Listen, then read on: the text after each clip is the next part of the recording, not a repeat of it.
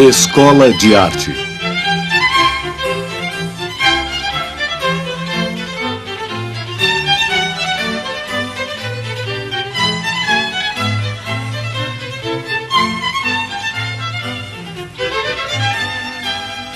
Acrílico, a figura.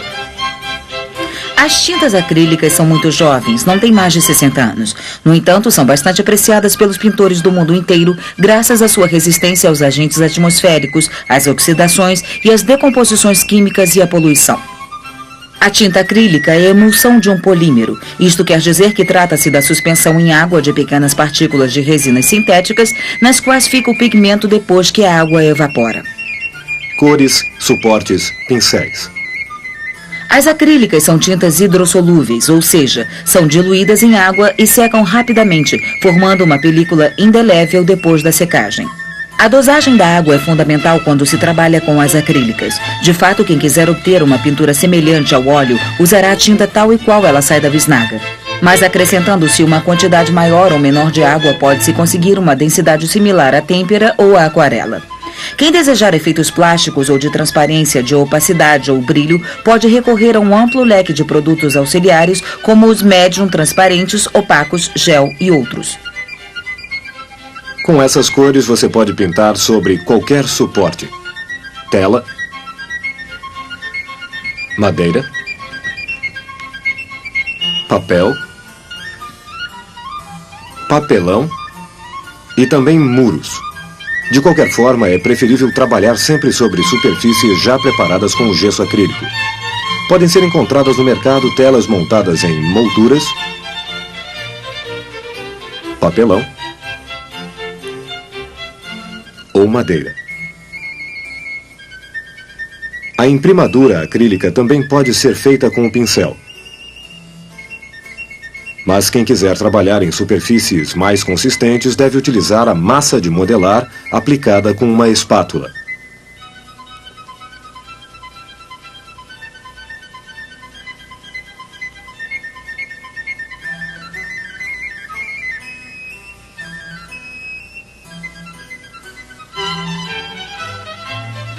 A massa de modelar é o produto ideal para a preparação da pintura mural.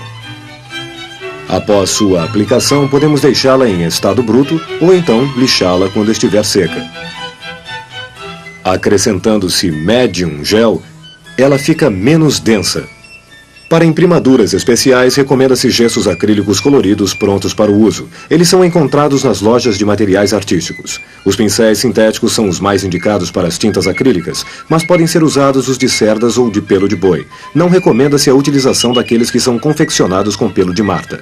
Os pincéis devem ficar imersos em água durante as pausas do trabalho. Antes de guardá-los, é preciso lavá-los com água e sabão.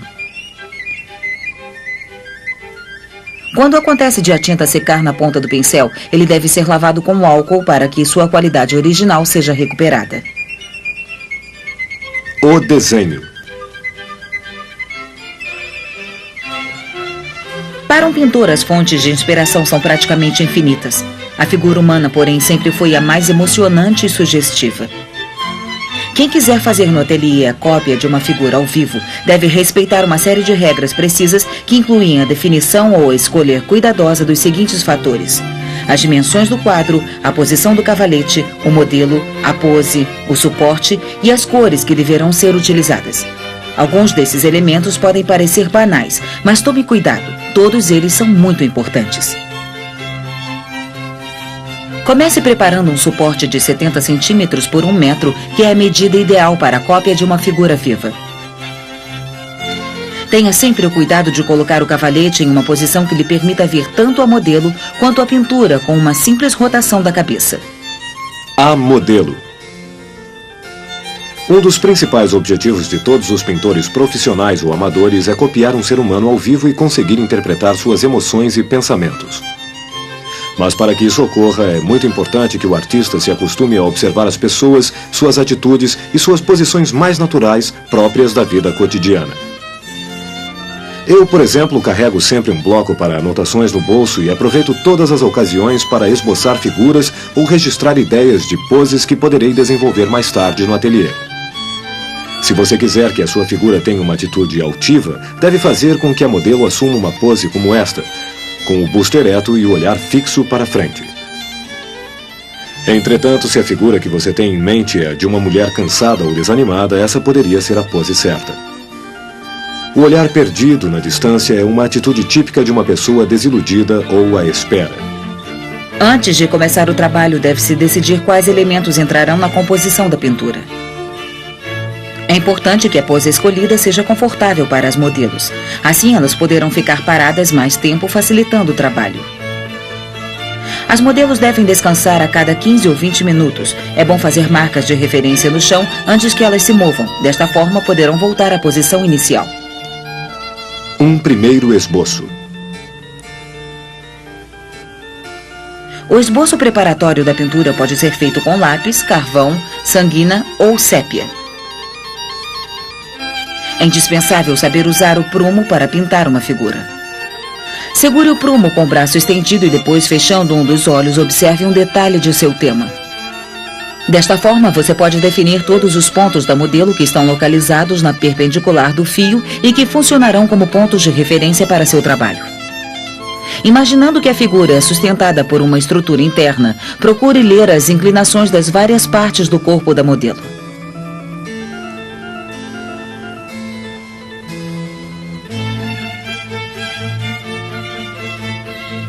Comece o trabalho a partir da cabeça e, pouco a pouco, desenhe a figura inteira como se ela fosse feita de arame.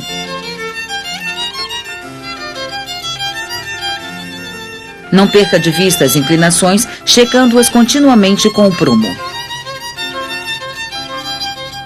Trace algumas linhas leves, pouco acentuadas, sem detalhar demais. Os detalhes ficarão para o final. Nesta fase de definição da postura, os seus olhos devem se deslocar continuamente do quadro para a modelo e vice-versa, buscando a máxima precisão. Atenção! Os erros no traçado comprometem o resultado final.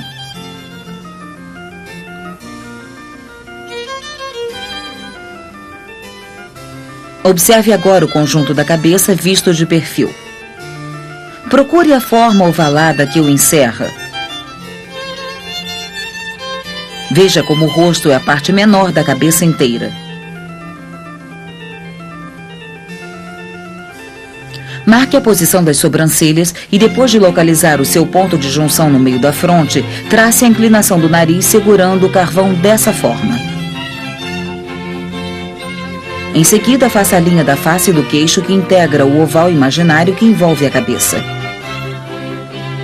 Tome todos os pontos de referência possíveis. Comece identificando os mais evidentes, como, por exemplo, o triângulo formado pela gola da blusa na altura do externo. Não busque a semelhança nessa altura do trabalho. Você a obterá no final do desenho.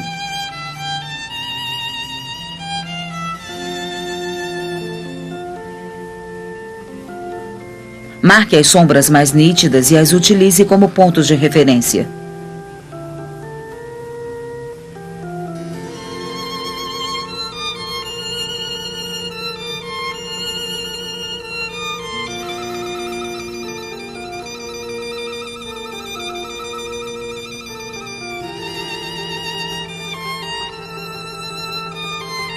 Faça logo os sombreados, mesmo que de modo aproximado. Eles darão uma ideia dos volumes e ajudarão a evidenciar eventuais erros de forma.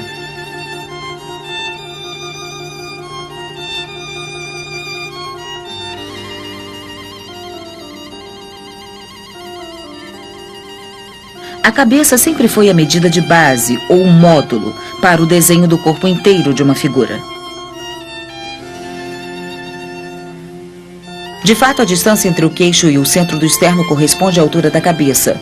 O mesmo acontece com as medidas de outras partes do corpo. Por exemplo, do centro do externo até o umbigo, da axila até o cotovelo, da ponta dos dedos da mão até o pulso, a altura total dos quadris e da ponta do osso ilíaco até a dobra dos glúteos. A largura das costas equivale a 2 cabeças. O desenho deve ser delineado de cima para baixo, ou seja, a partir da cabeça da figura. Isto também nos impede de sujar o quadro com a mão. Voltando ao desenho, continue sombreando a blusa, sempre de cima para baixo. Verifique mais uma vez as proporções, medindo pela terceira vez a cabeça. Não esqueça de fazer a mesma coisa com as outras partes do corpo à medida que desenvolver o trabalho. As mãos são uma composição por si só. Observe bem a construção deste desenho. Use a parte chata e larga de um bastão sépia. Os matizes levemente esboçados são suficientes para dar uma ideia de volume.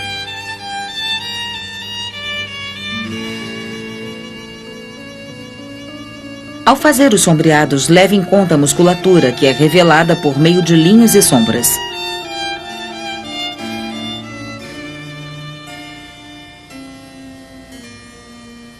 As mãos, mesmo estilizadas, não devem parecer nudosas.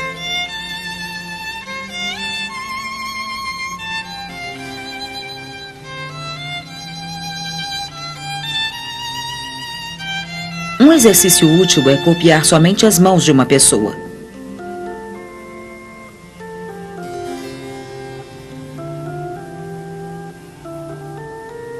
Observe agora os cabelos da modelo.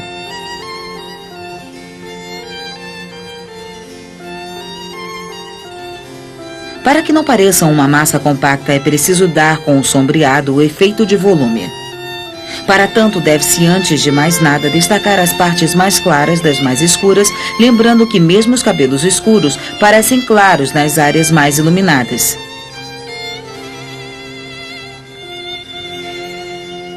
Aconselha-se a começar a treinar sempre com os cabelos escuros. Os cabelos claros são muito mais difíceis de serem trabalhados.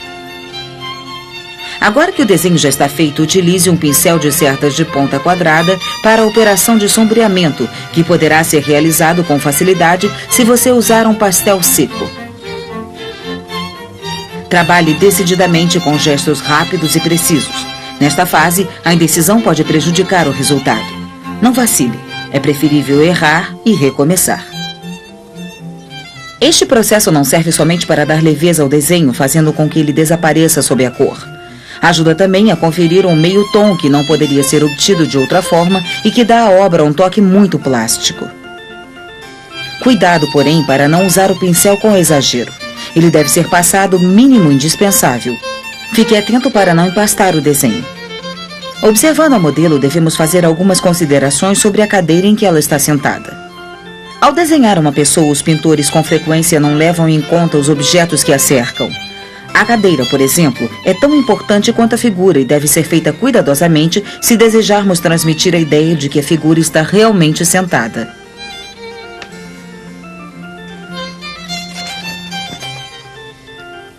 Todos os detalhes devem passar uma ideia de solidez. Quanto à cadeira, é preferível errar por excesso do que por falta. Uma cadeira com as pernas finas, por exemplo, dá uma sensação de fragilidade. Parece que elas vão quebrar a qualquer momento.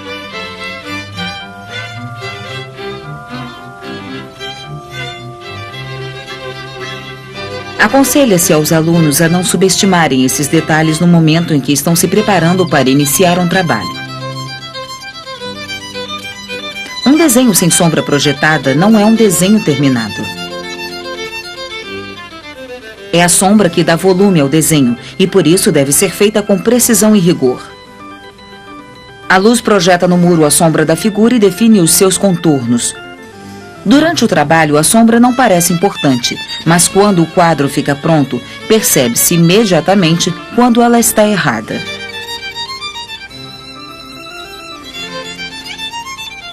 Trabalhando junto.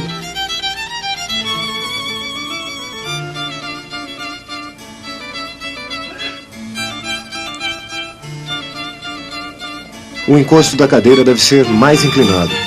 Se você o desenhar numa posição muito vertical, parecerá que a figura está caindo para frente.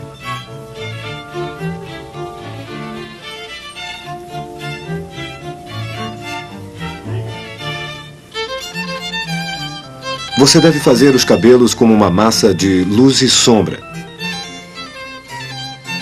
Assim está bom. Você deveria tentar pintar em branco e preto com as tintas acrílicas. O esboço. Vamos usar o bistre, que desta vez é obtido apenas com a mistura de azul ultramar e Brum Van Dyck. Adiciona-se branco de titânio para ver se a cor está bem equilibrada. Se o resultado for um cinza neutro, significa que o bistre está pronto. Também pode-se obter o bistre misturando partes iguais das cores primárias, vermelho, azul e amarelo, ou mesclando uma das cores primárias com seu respectivo complementar. Por exemplo, vermelho com verde, amarelo com violeta e, finalmente, azul com alaranjado.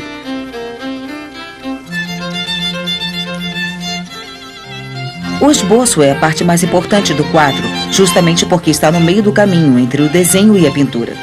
Isto faz com que o pintor, sentindo-se mais livre para errar, arrisque mais e desta forma obtenha melhores resultados finais. Esse é o motivo também pelo qual muitos pintores não desenvolveram alguns de seus esboços. Eles estavam conscientes, na verdade, de que se prosseguissem, não seriam bem-sucedidos. O esboço deve ser feito velozmente, diluindo frequentemente a tinta em água. Os cabelos devem ser trabalhados com pinceladas largas para apresentarem um aspecto macio e leve. Para o rosto, não devemos buscar a semelhança, e sim a expressão. Recomenda-se fazer traços mais ou menos marcados, sem jamais detalhar. Deixe que sejam sentidos os detalhes anatômicos do pescoço e dê leveza à blusa com pinceladas longas. Se poucos traços são suficientes para dar vida à sua figura, quer dizer que você já está no caminho certo. Seja equilibrado no seu trabalho, não economize tinta e, ao mesmo tempo, não exagere. Não pense que é possível recuperar mais tarde o que não foi feito no esboço, porque isto é impossível. Faça as mãos com poucos traços girando o pincel. Use o pincel deitado na área de sombra e, ao se aproximar da área iluminada, coloque-o de pé, voltando depois à posição deitada. Exatamente como se faz com as canetas de caligrafia. Fino, grosso, fino, grosso.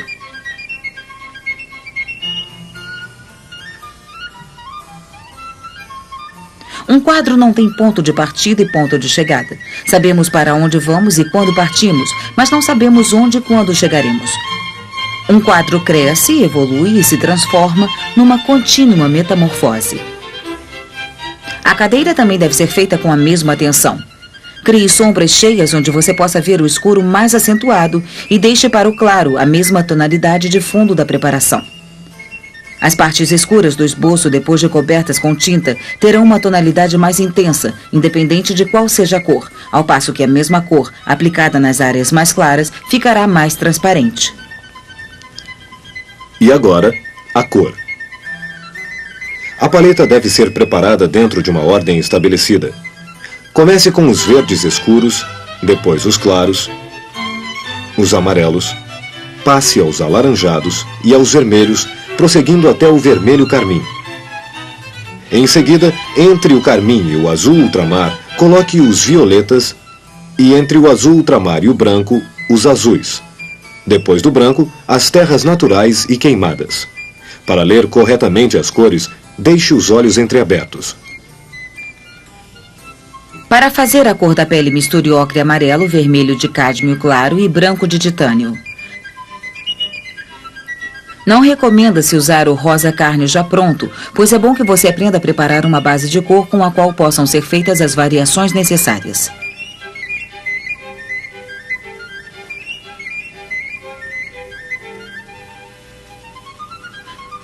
De fato, sobre o mesmo rosto, você descobrirá inúmeras variações da mesma cor.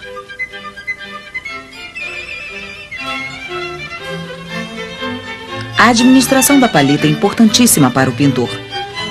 De fato, é sobre a paleta que se cria a cor que depois será usada no quadro. Com pinceladas deitadas e seguras, passe a cor média, ou seja, a que não é muito escura nem muito clara. Acrescente à base já existente a quantidade suficiente de branco de titânio para obter uma cor de pele mais clara, que será passada nas partes do rosto mais iluminadas. O rosto recebe mais luz nos pontos em que a estrutura óssea cria relevos.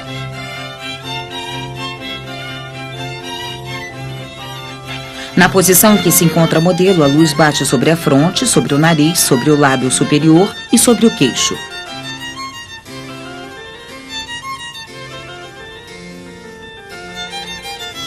Se a essa nova cor você acrescentar um pouco de vermelho de cádmio, obterá uma tonalidade mais quente.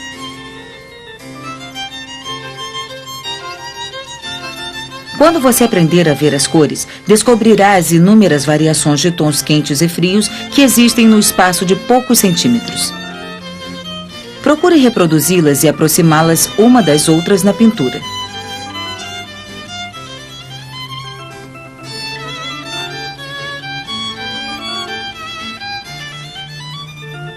Coloque essa cor quente nas faces, na ponta do nariz e em outras áreas do rosto que podem ser vistas entre os cabelos.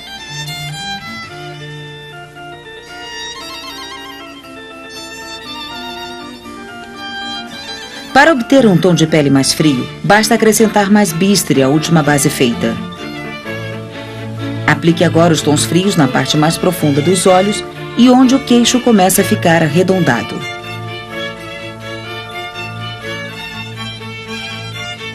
Ao misturar as tintas na paleta, você pode obter variações de cor praticamente infinitas, ao passo que usando as tintas puras, como saem da bisnaga, jamais conseguirá essas variações de tonalidade e terá que se contentar com uma pintura muito crua. Acrescente mais branco de titânio e aplique a tonalidade rosada que conseguir sobre a área iluminada do queixo.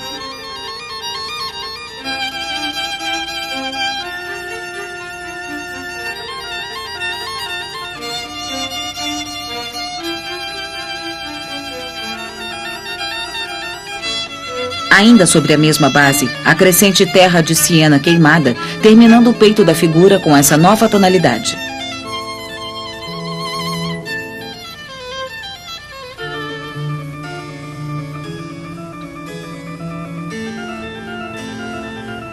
Agora, acrescentando Bru Van Dijk à base, você obtém uma cor de pele mais fria, mas de qualidade diferente daquela que aplicamos sobre o queixo e sobre o olho.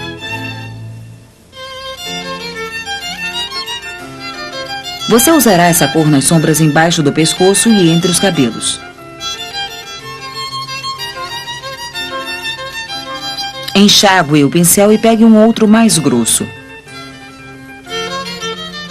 Com esse pincel, faça a blusa. Para isso, prepare uma base cinza, misturando uma boa quantidade de branco de titânio com o bistre que já está na paleta. Com o tom médio que você criou, modele quase toda a blusa.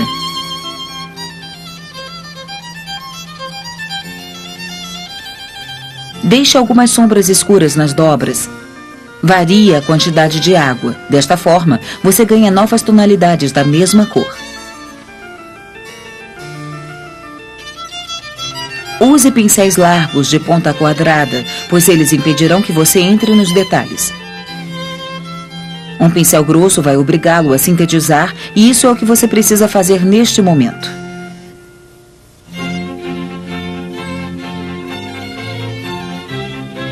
Juntando muito branco de titânio à base cinza claro, você vai obter um branco sujo com o qual trabalhará toda a parte da blusa que está iluminada.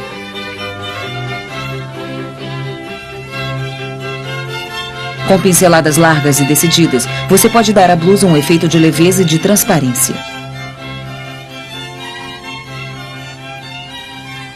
Portanto, não tenha medo de passar a tinta. Lembre-se, sempre, que o volume é criado pelos jogos de claros e escuros, de luz e de sombra.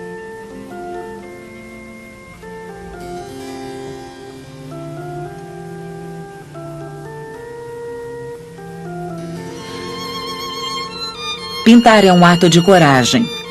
Aprenda a errar, porque do erro nasce a experiência. Pintores infalíveis não existem. Assim, tente pintar uma blusa. Se errar, comece de novo. Faça isso até aprender.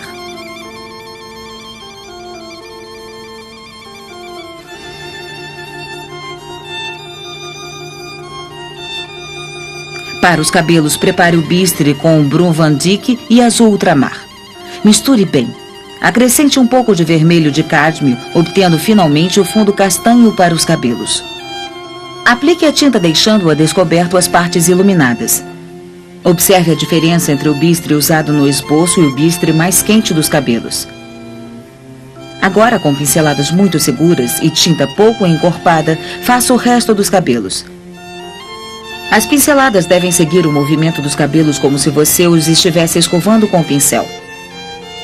Junte a base de bistre preparada para os cabelos, terra de siena queimada e um pouquinho de branco, obtendo desta forma a cor do mogno com que fará os reflexos mais quentes que existem nos cabelos castanhos.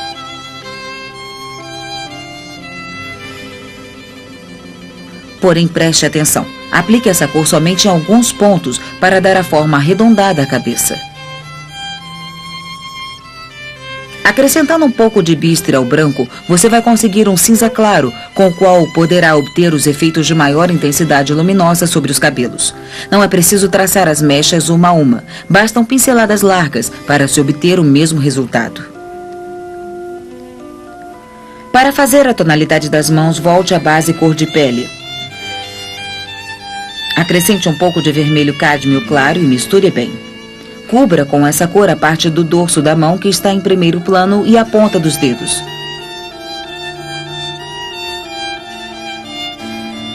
Junte mais vermelho. Com pinceladas precisas, faça os dedos da mão esquerda.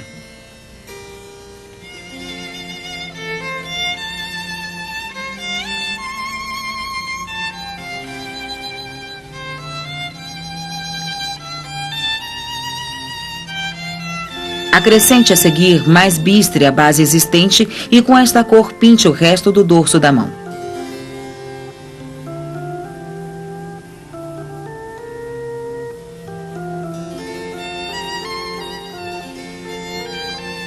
Enxague o pincel e com a ponta úmida, funda a cor mais escura com a mais clara para obter o efeito arredondado da mão. Com o pincel menor e cor de pele clara, faça as áreas mais claras do rosto usando a tinta bem líquida, de modo que, ao secar, a cor se transforme numa simples veladura. Trabalhe desta forma sobre a face e sobre o queixo. Retome agora o rosa que havíamos preparado no início, recuperando a tonalidade da face que se perdeu com a veladura clara.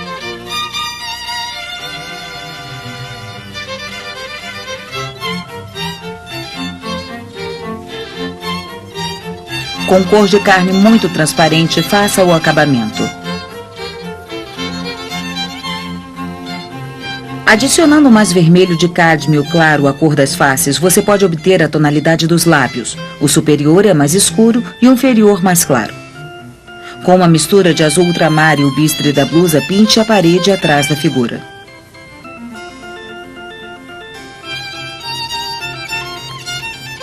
Os acabamentos. Com tinta cor de pele muito transparente, faça os acabamentos. Lembre-se que transparente significa água levemente suja.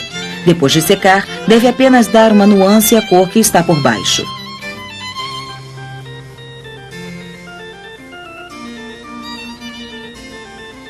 Para a blusa, use o branco de titânio também muito diluído.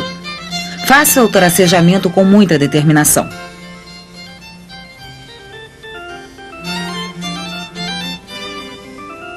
Se você nunca fez isso antes, exercite-se traçando com água e sabão sobre um espelho colocado na vertical. Você logo perceberá os seus erros e poderá repetir o exercício. Este é um conselho dos velhos mestres. De fato, ao se exercitar sobre o espelho, você aprende a usar a quantidade certa de água. Ao mesmo tempo, se as linhas não estão paralelas, você percebe imediatamente.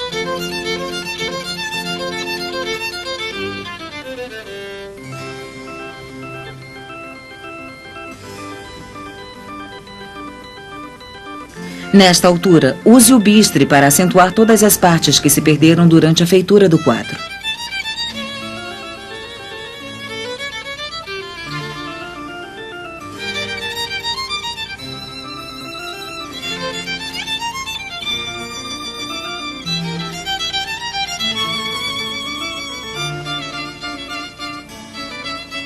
Depois, com muita terra de siena queimada e pouco bistre, prepare a cor da cadeira.